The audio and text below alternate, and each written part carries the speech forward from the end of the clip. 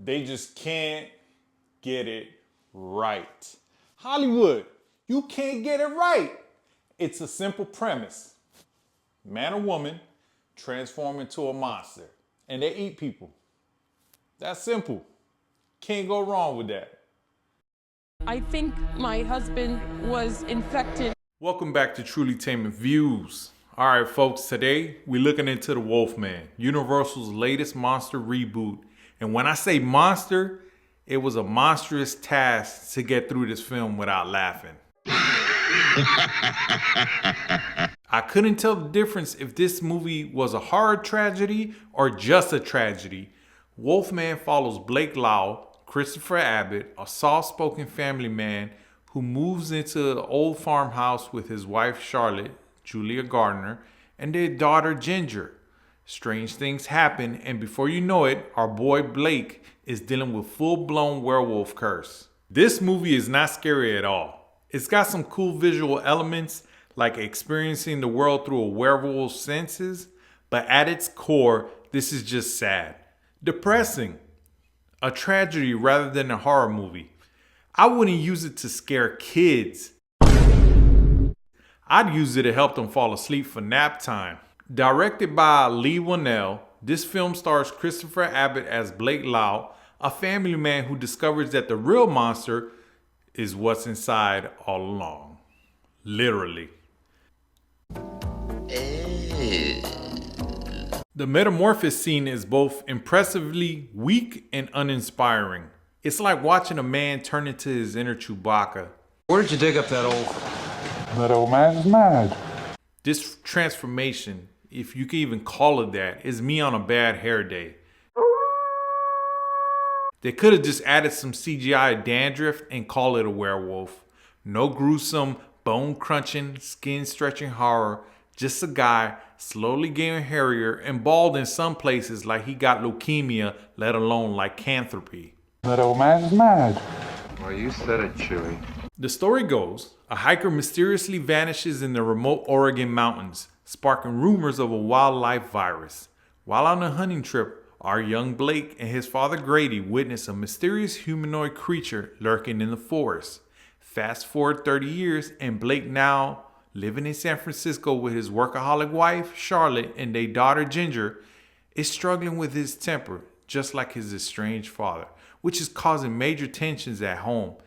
Then Blake receives a death certificate for his missing father and the keys to his childhood home. So naturally, he decides a vacation to fix their marriage is the best remedy, because nothing says marriage counseling like returning to the cursed woods where your dad disappeared. This shit, I'm out. It's a simple premise, but they still couldn't get the landing. This is where the heart should kick in, but instead we get a slow burn. Family drama with the occasional werewolf interruption.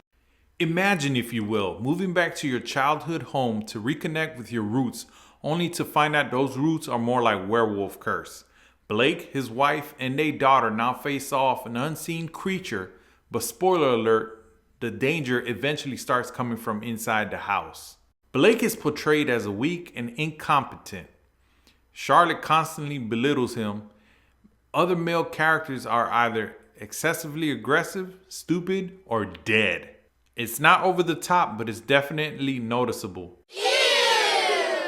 If you know, you know. Being one of the weakest protagonists in werewolf movie history, he gets pushed around by his wife, life, and even the furniture in this creepy house.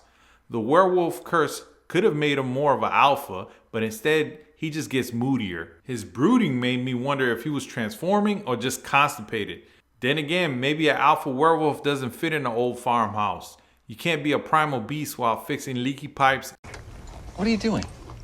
Yeah, why don't you check the fridge for leftovers? Ooh, now you're thinking. Julia Gardner plays Charlotte, who comes off as a non-supportive spouse, gradually changing into a conflicted wife.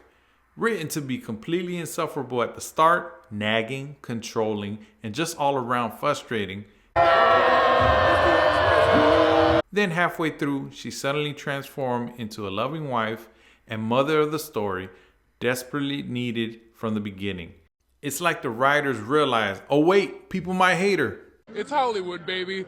The film's visuals are beautiful. Kudos to the team for making the Oregon woods look both inviting and terrifying, a perfect metaphor for family reunion. The cinematography is actually solid. The landscapes are stunning, giving us a vast Oregon forest, eerie fog, drenched roads, and an isolated farmhouse that looks straight out of a horror painting. The lighting is dark, but for once it actually works. Instead of just being frustratingly dim, it reflects the human perspective. We can't see in the dark, neither can Blake and his family before the werewolf transition.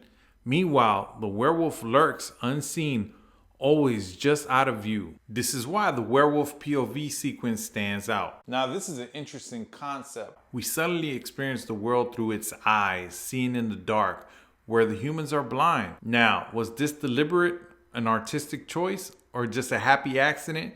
That's up for debate. But either way, it's one of the film's few effective elements. If only the story had as much effort as the visuals. So this is where I rate the movie, and it's gonna be below average. Wolfman is a mixed bag. It doesn't offer anything fresh on a classic tale, only weak performances, but stunning visuals.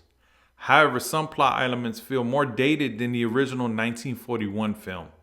This is by far not a fun movie, or a scary one at that. If you're a fan of the classic horror, the 2010 version is way better and is worth the watch. So, have you seen Wolfman? Let's discuss. Drop your thoughts in the comments below, and don't forget what to do.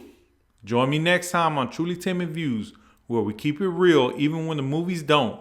Until then, grab them silver bullets, Scooby snacks, and the extra clips out of my back pocket, because we skinning Wolfie tonight. God bless, Jesus is king, and keep chasing your passions.